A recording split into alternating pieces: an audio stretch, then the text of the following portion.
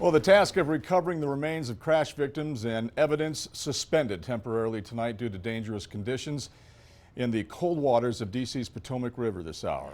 67 people died when an Army Black Hawk helicopter and a passenger jet on approaching to Reagan National Airport collided mid-air late last night.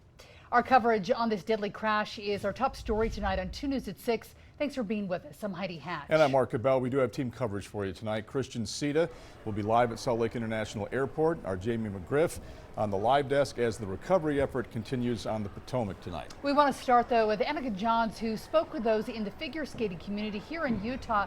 We're hearing as many as 14 in that community were killed in the crash. Annika. Yeah, that's exactly right. So despite this taking place across the country, those here in Utah are feeling that loss and saying it is devastatingly hard for all of them. Just a feeling of such great and tragic loss. In the world of figure skating, if you don't know someone directly, chances are they know someone who knows you. There's been a lot of hugging going on. I mean, I certainly have shed, I'll just get emotional talking about it. I've shed my own tears about this, because it's just such a loss. This is Stephanie Grosscup, a lifelong figure skater, choreographer, and nationally recognized coach based here in Utah. And if you don't recognize her, you may know her student, 2022 Olympic champion Nathan Chen. Less than 24 hours after the devastating crash that killed all passengers aboard an American Airlines flight in Washington, D.C., the identities of those lost have started to be revealed. Among the dead are several members of the U.S. figure skating community heading home from a training camp.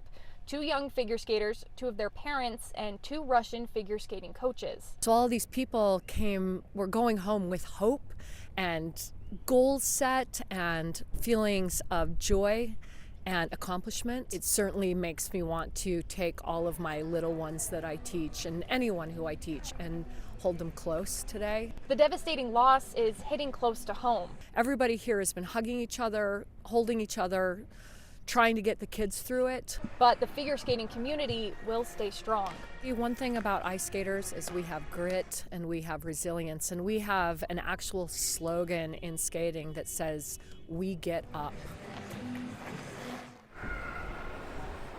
Now KUTV has reached out to the Salt Lake Figure Skating Club, and they have confirmed with us that all of their members have made it home safely, but of course they are devastated and heartbroken after the loss of their friends and of course those teammates of theirs.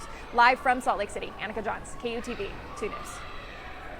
Annika, thank you. We want to go now to the latest on the recovery efforts and also the investigation. Yeah, Jamie McGriff on the live desk with what we know so far and what still needs to happen in the investigation. Jamie?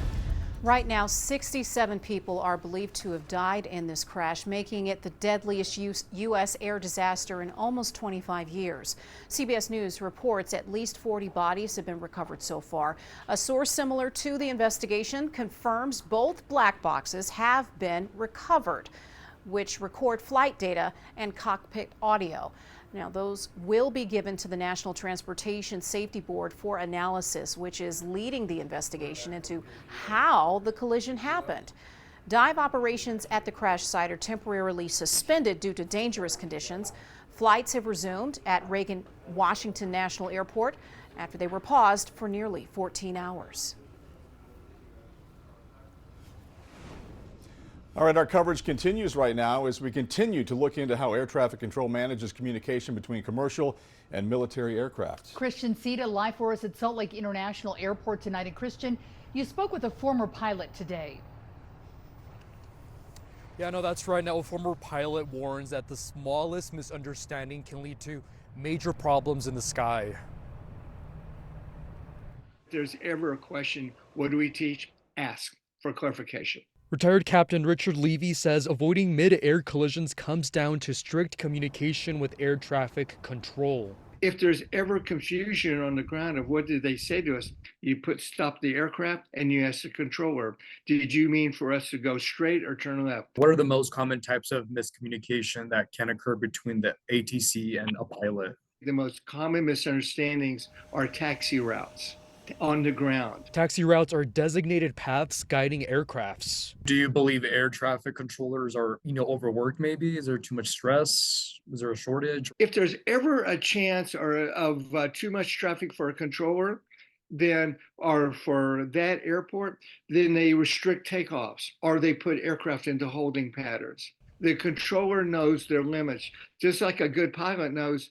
I have an emergency. I need time to run a checklist. Some aircrafts have advanced warning system like TCAS, Traffic Collision Avoidance System. It works as a warning system that alerts pilots when another aircraft is too close. Then you turn off the autopilot, tell the air traffic controller you're climbing or descending, and you adjust the airplane's flight path so you miss the other airplane. Now, an FAA report obtained by the Associated Press says staffing was not normal in the air traffic tower at the moment of the crash. Reporting live in Salt Lake City, Christian Sita, KUTV 2 News. All right, Christian, thanks. Lots to unravel here. Several federal agencies now investigating how these two aircraft wound up on that collision course. CNN correspondent Brian Abel joins us live from Washington tonight. It seems like in the last couple hours there's been a pause in the search because of dangerous conditions on the ground. What are you hearing with the latest? Yeah, we are hearing that although the recovery operations have stopped for the night, there's still going to be crews that are out on the water using sonar technology to try to find different pieces of evidence or even more of those recovery efforts, so that they have them for the divers in the morning. They'll have them located. But mainly the stop was because of obviously the sun going down, but also now the realization that they believe that most of the victims that can be recovered, more than 40 of the 67 so far, can only be recovered with additional technology, the ability to get into the fuselage, which so far is unsafe for divers to get to. They're blocked off from a specific part of the plane right now. And so what we're also learning is that a large crane, a Coast Guard crane, is on its way from Baltimore, and that will allow these recovery efforts to continue by cutting different parts of the fuselage apart and letting divers get into those sections, recover more of the victims as they begin to lift the fuselage out of the water. And Brian, these things take time, these types of investigations for sure, and there are several agencies now all intertwined and involved in trying to figure out exactly how the helicopter and the plane were on the same path when they collided. This could take maybe months, right, to figure out? It could potentially, the NTSB says that they hope that within 30 days they'll have a preliminary report. But yes, as you mentioned, so many different agencies are touching this. The FAA has already gave a trove of data to the NTSB for their investigation. We also know that separately the DoD has their own investigation to try to identify what went wrong here. The altitude of that helicopter, the new defense secretary said, was off. What that means, we don't know. Anybody that's spent any time here in Washington, D.C. does know that there's a little bit of symbiosis between aircraft and helicopters, between passenger aircraft and helicopters here in D.C. You have so many military bases and operations in the Pentagon, so for security purposes, as well as just getting high-level officials to and from, we see helicopters daily all the time, and they're close to the Potomac River. Also, airlines have flight restrictions, so they're told to follow the Potomac River to land here at Washington, because you can't go over the Capitol, you can't go over the White House, things of that nature. So it may sound like it's odd for two aircraft of these styles to be in a nearby area. It's really not. It's a matter of altitudes as well as specific line of sight and lines to the runways, and what went wrong in that process. Many more pieces to this puzzle. Brian Abel joining us live from Washington, D.C. tonight. Thank you. You can stay with 2 News as we continue looking into this investigation and what's happening next. To follow the very latest in the developing news, you can always go to KUTV.com for the latest information. You can download the 2 News mobile app to get breaking news alerts as new information is released.